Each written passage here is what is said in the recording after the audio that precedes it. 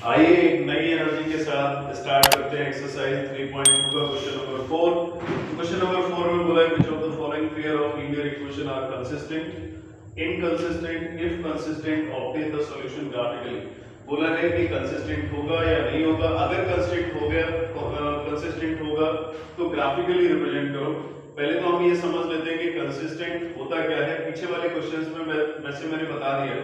Consistent का मतलब है कि अगर a1/a2 is not equal to b1/b2 आता है तो यूनिक सॉल्यूशन है, सिस्टम कंसिस्टेंट है। और अगर a1/a2 is equal to b1/b2 is equal to c1/c2 है तो ये इनफाइनाइटली मेनी सॉल्यूशन का है, यानी सॉल्यूशन तो आ रहे हैं कम से कम कंसिस्टेंट है। a1/a2 is equal to b1/b2 is not equal to c1/c2, इसका मतलब सिस्टम इनकंसिस्टेंट है। ये केस होता है नो सॉल्यूशन का, इसका मतलब दोनों लाइन पैरेलल हैं, पैरेलल लाइन इंटरसेक्ट नहीं करेगी, इसका मतलब नो सॉल्यूशन आएगा। ये तीनों कंडीशन मुझे लग रहा है अब याद हो गई होंगी। मैंने सेकंड क्वेश्चन में भी यूज किया, थर्ड में भी और अब फोर्थ में करने वाले। देखते हैं क्वेश्चन नंबर 4। अगर कंसिस्टेंट है तो ग्राफिकली रिप्रेजेंट करो। तो पहले चेक कर लेते हैं x के कोएफिशिएंट का रेशियो a1/a2, x के कोएफिशिएंट का रेशियो 1/2, y के कोएफिशिएंट का रेशियो b1/b2, इससे भी क्या आएगा 1/2, और कांस्टेंट टर्म का रेशियो 5/10, यानी इससे भी आ जाएगा 1/2। तो a1/a2 is equal to b1/b2 और इज इक्वल टू c1/c2। ये केस किसका है? इनफाइनाइट मैनी सॉल्यूशन का केस। समझ रहे हो ना? इनफाइनाइट मैनी सॉल्यूशन का है, मतलब सिस्टम कैसा है? कंसिस्टेंट है। और सिस्टम अगर कंसिस्टेंट है तो बोला है ग्राफिकली रिप्रेजेंट करो। तो इसके लिए हम ग्राफ बना लेते हैं। और जब इनफाइनाइट मैनी सॉल्यूशन का केस होता है तो दोनों इक्वेशन एक ही होती है। कैसे पता चला? 2 कॉमन निकालो इस पूरे इक्वेशन से। जैसे ये इक्वेशन है वैसे ये इक्वेशन बन जाएगी।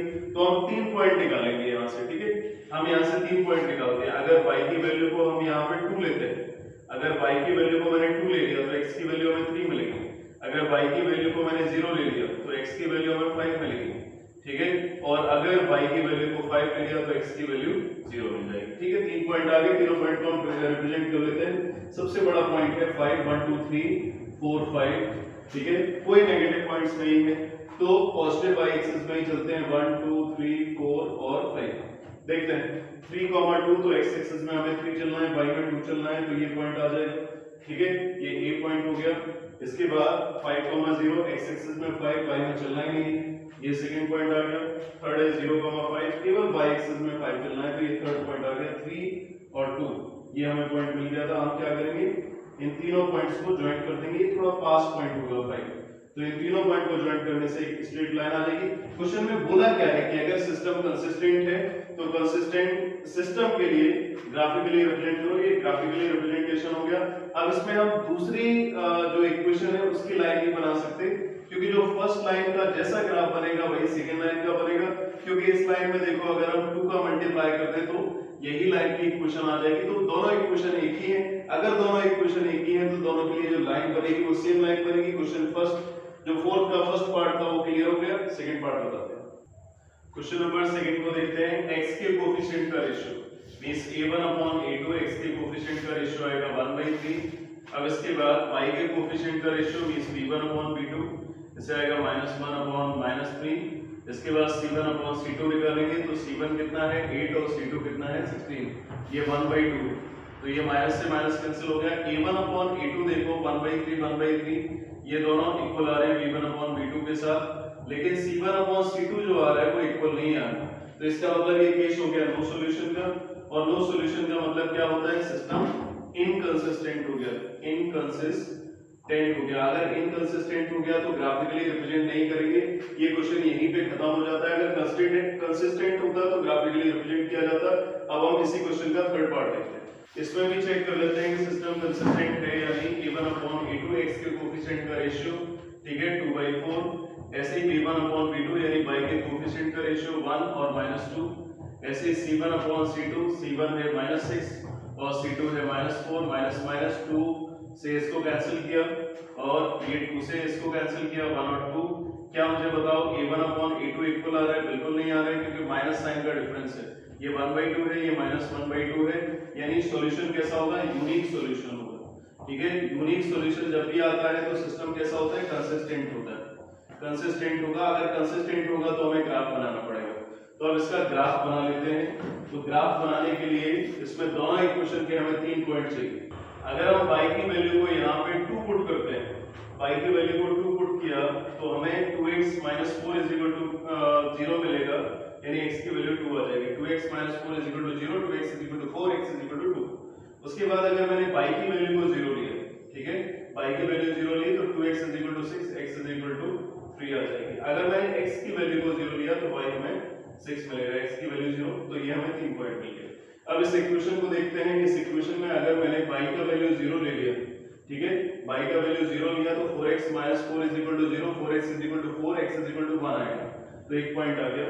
अगर मैंने यहाँ पे x का वैल्यू 0 लिया, ठीक है, x की वैल्यू 0 ले लिया तो x की वैल्यू 0 लेंगे तो -2y 4 आएगा, यानी 2y -4 आएगा, y -2 आ जाएगा। 2 पॉइंट मेरे लिए बहुत है, 2 पॉइंट से लाइन ड्रॉ हो जाएगी। चाहे तो हम 1 पॉइंट और ले सकते हैं, लेकिन 2 पॉइंट सफिशिएंट है। 1 पॉइंट अगर कोई भी स्टूडेंट लेना चाहे तो ले सकता है। इसमें देखो सबसे बड़ा पॉइंट 6 आ रहा है और इसमें -2 आ रहा है। 6 1 2 3 4 5 6 तक तो चलना ही। उसके बाद 1 2 3 4 5 और 6, ठीक है, -1 -2 -3 -4 काफी है इतना। -1 -2 -3 -4 इतना काफी इसलिए क्योंकि नेगेटिव में सबसे बड़ा नंबर इधर देखो -2 आ रहा है। सबसे पहले फर्स्ट लाइन को देखते हैं, 2, 2, मतलब x में 2 जाना है, y में 2 जाना है, ये हमें पॉइंट मिल गया। सेकंड देखो 3, 0, x में 3 चलना है, y में चलना ही नहीं है, ये एक पॉइंट हुआ, ये भी पॉइंट हो गया। थर्ड है 0, 6, मतलब x एक्सिस में तो चलना नहीं है, y में कितना है 6 चलना है, तो ये हमें c पॉइंट मिल गया। इसके बाद हम क्या करेंगे, इन तीनों पॉइंट्स को हम ज्वाइन कर देंगे, ठीक है, इन तीनों पॉइंट्स को। ये थोड़ा पॉइंट से इधर ही आएगा, अगर स्केल से बनाओगे तो एकदम स्ट्रेट लाइन आ जाएगी। तो ये एक इक्वेशन का लाइन रिप्रेजेंटेशन हो गया। सेकंड को देखते हैं 1, 0, तो मतलब x में 1 जाना है, y में चलना ही नहीं, ये पॉइंट हो गया, ठीक है। इसको a' मैंने नेम दे दिया। 0, -2, इसका मतलब x में चलना नहीं, y में -2 है, तो y में -2 ये पॉइंट हो गया, ठीक है। y नहीं चलना है, x में नहीं चलना है, तो इन दोनों पॉइंट को हम आगे एक्सटेंड कर देंगे। तो ये इसका ग्राफिकल रिप्रेजेंटेशन हो गया। तो ये मैंने ग्राफिकल रिप्रेजेंटेशन क्यों हुआ, क्योंकि हमें यूनिक सॉल्यूशन मिला था। यूनिक सॉल्यूशन क्यों मिला, because a1/a2 is not equal to b1/b2 था। यूनिक सॉल्यूशन का सिस्टम कंसिस्टेंट था, इसलिए मैंने इसको ग्राफिकली रिप्रेजेंट कर दिया। ये क्वेश्चन नंबर 4 कंप्लीट हो गया होगा, क्लियर हो गया होगा। अब हम नेक्स्ट वीडियो लेके आएंगे क्वेश्चन नंबर 5 की, इसी 3.2 एक्सरसाइज की। Okay, thank you.